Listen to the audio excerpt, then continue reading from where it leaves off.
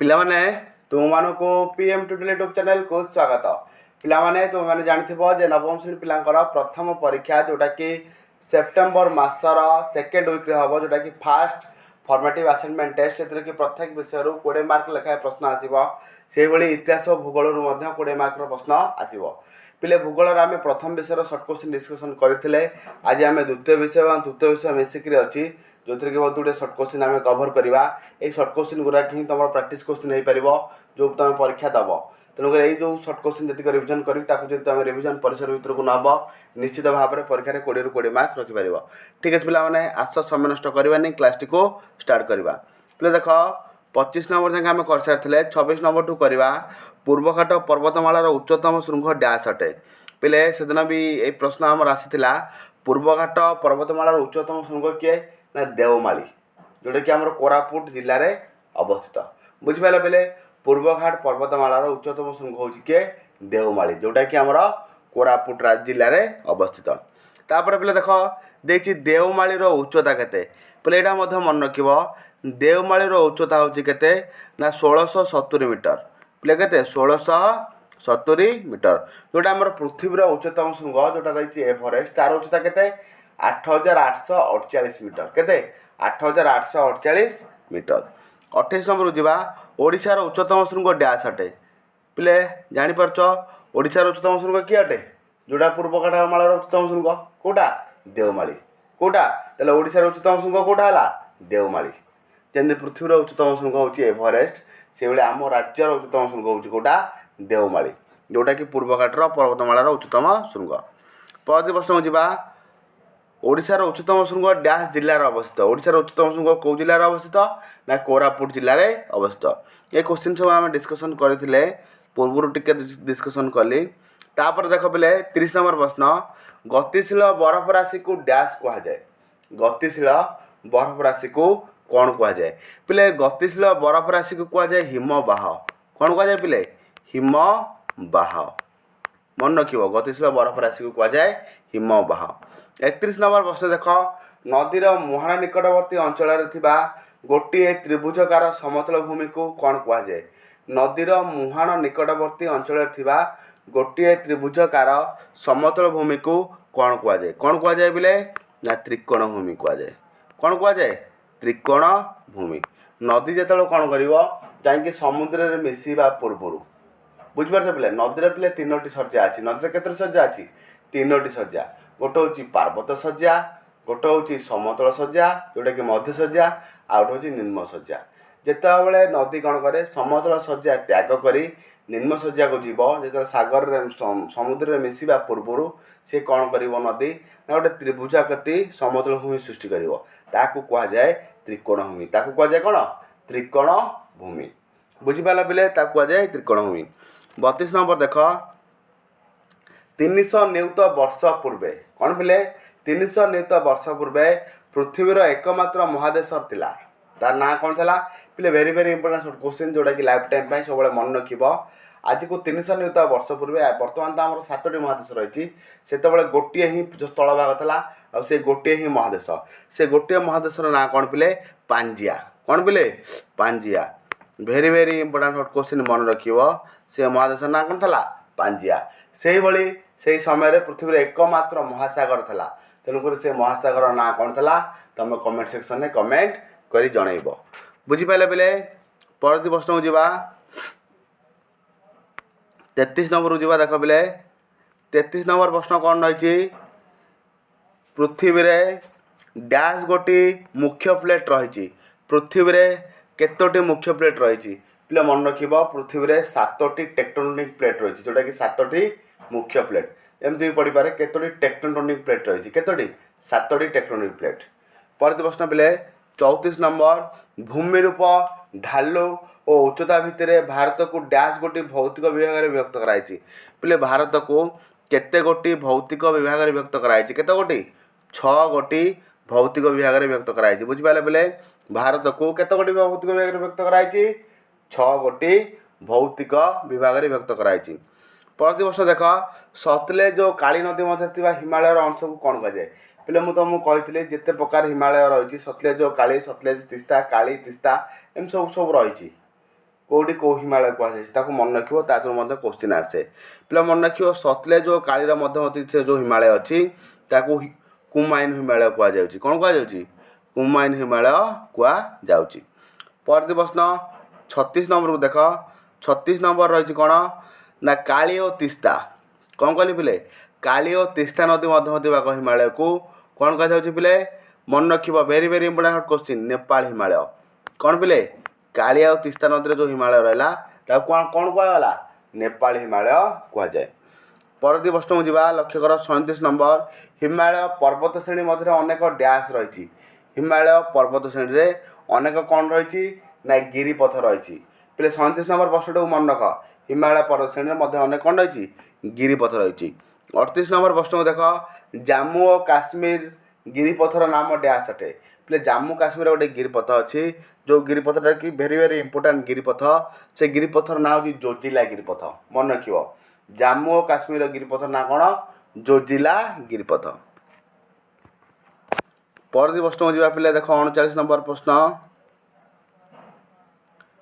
सिक्किम राज्य थी गिरिपथर नाम कौन पे सिक्किम राज्य थी गिरिपथ ना हूँ नाथुला गिरिपथ मन रख सिक्किम राज्य थी गिरिपथर ना हूँ कौन नाथुला गिरिपथ से गोटे 40 नंबर को देख पृथ्वीर बृहत समतल भूमि दैर्घ्य डैश अटे पृथ्वीर बृहत समतल भूमि दैर्घ्य डैश अटे केते पिले ना 2500 किलोमीटर पृथ्वीर बृहत्तर समतल भूमि दैर्घ्य होची केते ना प्राय 2500 किलोमीटर 2500 किलोमीटर से भाई पे देख झेलम नदी डैश नदीर उपनदी पे झेलम नदीटा क्यों नदीर उपनदी ना सिंधु नदीर उपनदी कौन पिले सिंधु नदीर उपनदी हूँ झेलम मन रख परवर्ती प्रश्न देख दुईटी नदी मध्यस्थ समतल अंचल को कौन कहुए पे दुईटी नदी मध्य समतल अंचल को दोआब कहुए कौन दोआब दुईटी नदी मध्यस्थ समतल अंचल को कौन कहुए दोआब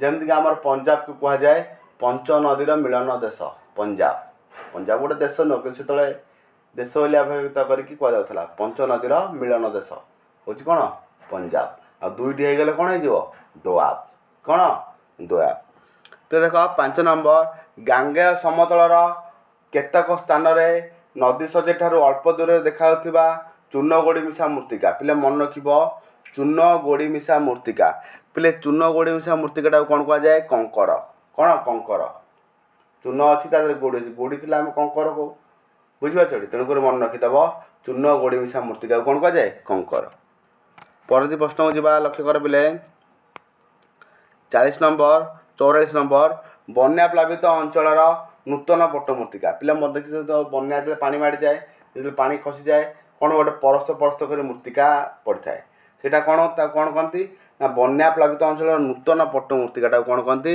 ना खदर मन रख कौन खदर नूतन पट्टमूर्तिका है कौन खदर आ पुरातन पट्टमूर्तिका कहुए भांगर कौन कहुए भांगर परवर्ती प्रश्न को जा 45 नंबर आरावली पर्वत श्रेणीर पश्चिम सीमार डैश मरुभूमि अवस्थित पिले आरावली पर्वत श्रेणीर पश्चिम सीमार थर मरुभूमि अवस्थित कौ मरुभूमि थर मरुभूमि मन रख आरावली पर्वत श्रेणीर पश्चिम सीमार थर मरुभूमि अवस्थित 45 नंबर सरला परवर्ती प्रश्न को जा पे देख आज सबुतिक पिला कवर करदे जीतक भी सर्ट क्वेश्चन रही प्रथम विषयर बालीबंध बा एक संकीर्ण स्थल भाग द्वारा अलग हो रही एक अगभीर लुणी पानी भरा जलराशि को डैश कहुए कौन कह पिले यहाँ कह उपहृद कौन कह उपहृद बालीबंध बा संकीर्ण स्थल भाग द्वारा अलग हो रही एक अगभीर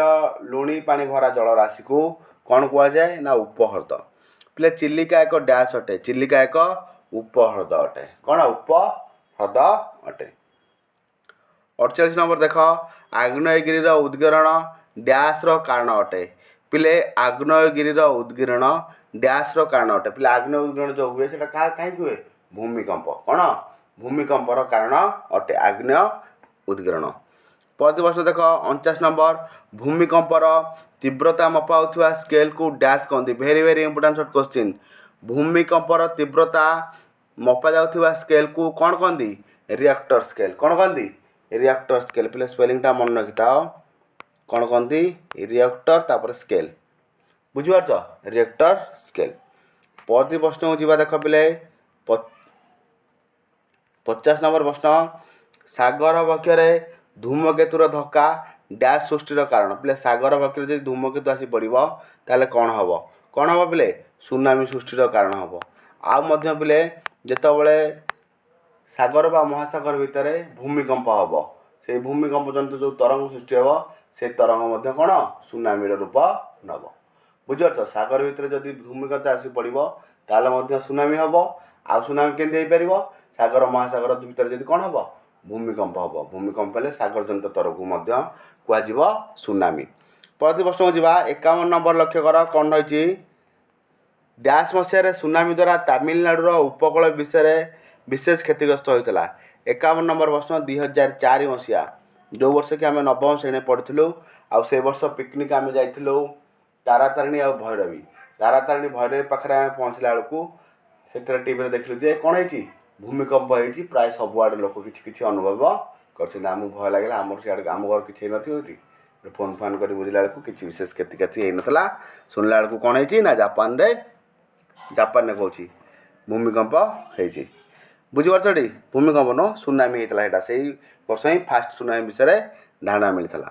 परवर्ती प्रश्न विपत्ति प्रभुत क्षतिकारक ध्वंसकारी हेले ताहाकू डैश कह जाए विपत्ति प्रभुत क्षतिकारक ध्वंसकारी हेले ताहाकू विपर्जय कह जाए कौन कह जाए पिले विपर्जय लिखियो पिले विपर्जय स्पेलिंग तुम जान नवम श्रेणी पढ़ल किसी असुविधा हेनी। परवर्ती प्रश्न को जीवा पिले देख विपत्ति और विपर्जय द्वारा क्षयक्षतिर माप को डैश कह जाए पिले क्षयक्षतिर माप को कह जाए शंका कौन कह जाए क्षयक्षतिर माप को कौन कह शंका मन रख क्षयक्षतिर माप को कह शंका। परवर्ती प्रश्न गोष्ठीर मुकाबला कर शक्ति उपर डैश निर्भर करे पिले गोष्ठीर मुकाबला कर शक्ति उपर किए निर्भर करे ना विपत्तिर तीव्रता जिते हम कौन हम तीव्रता उपर आम निर्भर करवा केते शक्ति दरकार आम यहीटा को मुकाबला करने धर 140 पवन हम आम या प्रिकसन नवा धर 180 पवन है आम कौन कौन प्रिकसन नवा 180 पवन हवा जाऊँगी कौन कौन प्रिकसन नवा बुझीपार ना से हिसाब से प्रिकसन नि जाए। पृथ्वी पृष्ठ हठात किसी सेकेंड थरे उठा डैश कह जाए पिले पृथ्वी पृष्ठ हठात किसी समय थरे उठा कौन कह जाए भूमिकंप कह जाए कौन कह जाए पिले भूमिकंप। पिले देख 56 नंबर भूमिकंप जनित सागर तरंग को डैश कह जाए भूमिकंप जनित सागर तरंग को कौन कह जाए tsunami very very important question पिला मन रखियो पिला माने बुझी पारंतनी भूमिकंप जनित सागर तरंग को सुनामी कह जाए। परवर्ती प्रश्न भारतर डैश ठारे दिन रातिर अवधि तारतम्य प्राय अनुभूत हुए ना पे दिन राति प्राय कौटी जना पड़े ठीक भाव में ना मिर्जापुर कौटी पिले मिर्जापुर। परवर्ती प्रश्न 8 नंबर जीवा डैश क्षेत्रफल दृष्टि क्षुद्रतम केन्द्रशासित अंचल पिले कौटा लाक्षाद्वीप हूँ क्षुद्रतम केन्द्रशासित अंचल के लाक्षाद्वीप हूँ क्षुद्रतम केन्द्रशासित अंचल। परवर्ती प्रश्न डैश जिलार सदर महकुमा भवानीपाटना पिले कहार सदर महकुमा भवानीपाटना कलाहांडी पिले देख जो 5-6टी सदर महकुमा अलग अच्छी से मन रखीदेव आउ सबुतिक मन हो बुझीपार ना ना जमी मयूरभंजर कौन बारिपदा कलाहांडीर भवानीपाटना जो किसी अलग अच्छी आउ सब सदर कटक सदर महकुमा कटक बुझीपार जगतसिंहपुर एम सब अच्छी जी अलग से केवल मन रखीदेव बुझी डैश जिलार सदर महकुमा भवानीपाटना कलाहांडी। परवर्ती प्रश्न 60 नंबर जोटा कि देख वेरी वेरी इंपोर्टेंट प्रश्न 60 नंबर आंगारालैंड अन्य नाम कौन आंगारालैंड अन्य नाम हूँ लरेसिया कौन आंगारालैंड अन्य नाम हूँ लरेसिया। ठीक अच्छे पिला रोचे आउ एक क्लास भेट हाँ से समस्त विदाय।